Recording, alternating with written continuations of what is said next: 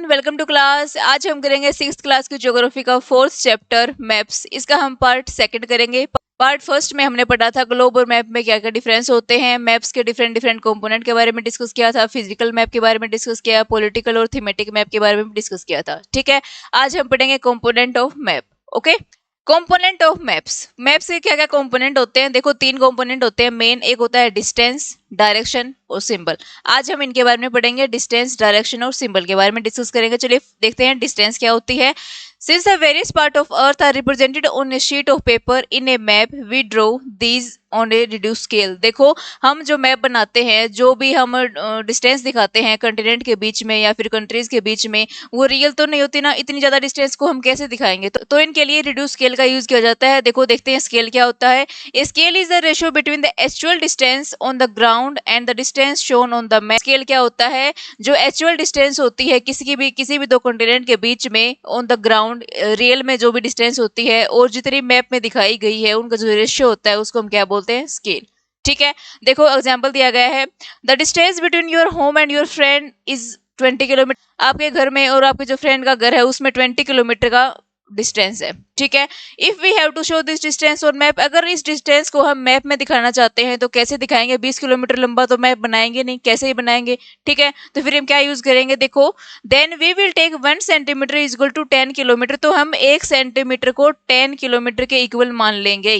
ठीक है, It means that 1 centimeter on map will represent a distance of 10 kilometre. 1 centimetre किसके equal हो गया? 10 किलोमीटर के। अगर आपको 20 किलोमीटर दिखाना है तो आप उसमें डिस्टेंस दिखा सकते हैं 2 सेंटीमीटर की।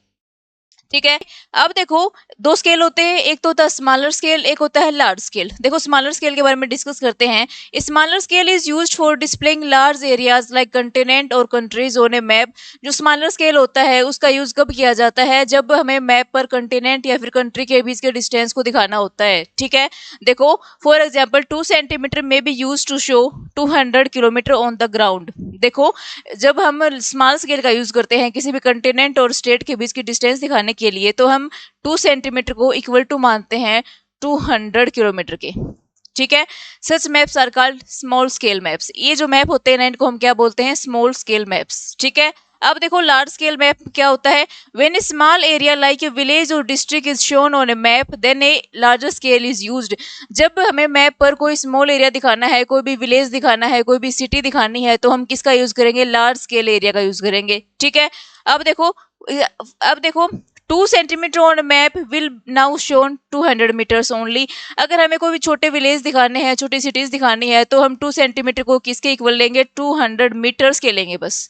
ठीक है, इसको हम क्या बोलते हैं? Large scale map. Okay, such maps are called large scale map. Such map gives more information than small scale map. ये जो लार्ज स्केल मैप होते हैं ना, ये हमें ज्यादा इन्फॉर्मेशन देते हैं किसके बजाय? स्मॉल स्केल के। देखो, आपको अच्छे से डिफरेंस बताती हूँ इनके बारे में। जो स्मॉल स्केल होता है ना, वो किसके लिए यूज किया जाता है? जब किसी बड़ी चीज के बीच में डिस्टेंस दिखानी हो, जैसे कि कंटिनेंट, ओशन, स्टेट्स, इनके बीच में अगर हमें डिस्टेंस दिखानी है तो हम किसका यूज करेंगे? स्मॉल का यूज करेंगे। ठीक है, और अगर हमें कोई भी स्मॉल चीज है, जैसे कि विलेज है, सिटीज है, इनके बीच में कोई भी डिस्टेंस दिखानी है तो हम किसका यूज करेंगे? लार्ज स्केल का। यानी कि बड़ी चीजों के लिए हम छोटे स्केल का यूज करेंगे और छोटी चीजों के लिए किसका यूज करेंगे? लार्ज स्केल का। ठीक है, जो स्मॉल स्केल होता है ना, उसमें हमारा 2 सेंटीमीटर इक्वल्स टू होता है 200 किलोमीटर के। ओके, और जो लार्ज स्केल होता है ना, उसमें हम कैसे यूज करते हैं? 2 सेंटीमीटर को इक्वल्स टू 200 मीटर्स ओनली। ठीक है, आपको लार्ज और स्मॉल में अच्छे से डिफरेंस समझ में आ गया होगा। अगर अभी भी कोई कंफ्यूजन है ना, तो आप कमेंट बॉक्स में कमेंट कर सकते हैं। ओके, नेक्स्ट देखो, नेक्स्ट हम पढ़ेंगे डायरेक्शन के बारे में। हमने डिस्टेंस के बारे में डिस्कस कर लिया है। देखो, maps usually have an arrow marked with letter N at the upper right corners. जो मैप होते हैं हमारे, उनके राइट कॉर्नर में ऐसे एरो होता है जो उस पर लिखा होगा एन। उसका क्या मतलब है? North direction. उसका क्या मतलब है? North direction. ठीक है, this arrow depicts the north direction. The other directions which are shown as east, south and west, these 4 directions are called cardinal points. ये जो हमारी डायरेक्शन होती हैं, ईस्ट, वेस्ट, नॉर्थ, साउथ, ये क्या होते हैं? कार्डिनल पॉइंट होते हैं। ओके, अब देखो आपने मैप में देखा होगा कि ये भी लिखा होता है नॉर्थ, ईस्ट, साउथ, वेस्ट, ये भी तो लिखे होते हैं ना। तो ये क्या होते हैं? देखो, ये जो नॉर्थ ईस्ट, साउथ ईस्ट, ये होते हैं ना, इनको हम क्या बोलते हैं? 4 इंटरमीडिएट डायरेक्शंस। ये क्या होती हैं? इंटरमीडिएट डायरेक्शन होती हैं। जैसे कि देखो, नॉर्थ ईस्ट है, ये बीच में तो लाई करेगा नॉर्थ और ईस्ट के। ठीक है। देखो, with the help of these intermediate directions we can easily locate place. ये जो हमारी इंटरमीडिएट डायरेक्शंस होती हैं, इनकी हेल्प से हम किसी भी प्लेस की डायरेक्शन को पता लगा सकते हैं। ठीक है। देखो, we can also find the direction of a place with the help of compass. The magnetic needle of a compass always point toward the north south direction. हम कंपास की हेल्प से भी किसी भी डायरेक्शन का पता लगा सकते हैं। ठीक है। उसकी जो मैग्नेटिक नीडल होती है ना, वो नॉर्थ साउथ की तरफ पॉइंट करती है। ओके, डायरेक्शन आपको क्लियर हो गए होंगे। डायरेक्शन आप मैप खोल कर देखना, वहां पर लिखा होता है north, north east, south, west. ये क्या होते हैं, हमें डायरेक्शंस का पता लगे इसलिए होते हैं। ओके, नेक्स्ट देखो सिंबल्स के बारे में। सिंबल्स क्या होते हैं, आपने मैप में देखा होगा, कॉर्नर में लिखा होता है ऐसे। देखो, जैसे कि मान लो कि अलग अलग कलर से आपको अलग अलग कलर से डिनोट कर देते हैं। कहीं ब्लैक होता है, कहीं रेड होता है, कहीं ग्रीन होता है। ठीक है। फिर वहां पर मैप में देखते हैं हम, जो ब्लैक होता है वहां पर माउंटेन्स होते हैं हमारे। तो ये क्या होते हैं, सिंबल्स होते हैं। हमें आसानी से पता लग जाए किसी भी जगह का, तो ये सिंबल्स का यूज करते हैं। ठीक है। तो देखो सिंबल्स क्या होते हैं। देखो, symbols are an important component of map. जो सिंबल्स होते हैं ना, वो इंपॉर्टेंट कंपोनेंट होते हैं। अगर मान लो कि हमें सिंबल्स का ही पता ना हो, सिंबल का यूज ना किया गया हो मैप में, तो हम किसी भी लोकेशन का कैसे पता करेंगे। ठीक है। In any map we can not draw the actual shape of different features as road, railways, bridge. अब देखो, हम मैप में तो रोड बना नहीं सकते, ब्रिज बना नहीं सकते, तो ये हमें कैसे पता चलेगा कि यहाँ पर ब्रिज है, यहाँ पर रोड है। तो फिर इसलिए सिंबल का यूज किया जाता है। ठीक है। अलग अलग सिंबल डिनोट करते हैं। रोड को डिनोट करने के लिए कोई भी सिंबल बना दिया जाता है, मान लो एक स्ट्रेट लाइन बना दी। ठीक है। देखो, this is reason why features are showing using various symbols. Okay, इसलिए जो सिंबल्स है ना, वो काफी इंपॉर्टेंट है। देखो, symbol help us to find place और collect information about a place even if do not know the language of reason.